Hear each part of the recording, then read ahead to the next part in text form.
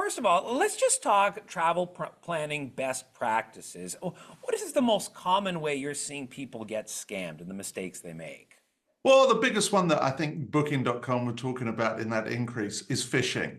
We all see tons of email land in our inbox, and sometimes those offers look too good to be true. And you may have noticed in the last 18 months or so, some of them are starting to look really well crafted, and the grammar's good and the graphics are good. And it's actually difficult, even for me, to see the difference between a real email and a phishing email. And that's because some of the AI tools out there are actually helping the cyber criminals craft these really good emails.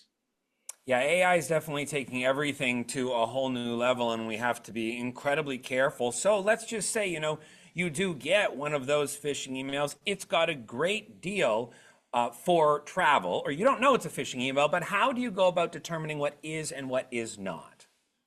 Well, you need to look a little bit more cautiously now at the email. So if it has a link in there and it's going to a reputable, or looks like it's going to a reputable booking site, actually go to the booking site and try and find the deal, as opposed to clicking the link. Or if you examine the link and it does look real, fine, carry on. But then look for the telltale signs. Is the browser warning you anything in the address bar? Is it giving you a certificate error or something like that? Look for other errors. Also have a cybersecurity package on your machine. I mean, I work for ESET, so of course we have cybersecurity software, but make sure you have anybody's cybersecurity software on your machine, because it's there to protect you. Now, I know one of the things that definitely does cause alarm bells also is ways to pay. I mean, there's your regular credit card or Interact purchase, but sometimes there's other requests made and they are definite no-nos. So a scammer will try and take you off of what you consider a normal regular payment method. So, hey, if we do this outside, if you can make me a wire transfer, I can remove the commission, or there'll be some story behind it. Can we take the payment somewhere else? No, there's a reason why the payment is in a fixed place. So if it's a property, if it's a rental or a cottage rental, for example, they don't get, the person who owns the cottage doesn't get paid until after you're there. So there's a protection for you as the consumer built into their system. So taking it off that removes all those protections. And you should always use a credit card, in fact, for all online purchases, not just travel, because it has built-in insurance and protection, etc. And more to the point, if it's compromised, they're not going to drain your bank account. All right, and finally here, once you actually maybe get off the ground or get on the road, I saw that you had recommended staying away from public Wi-Fi or charging stations for that matter. What are the risks with those two things? Because people don't even think about using public Wi-Fi and there being risk.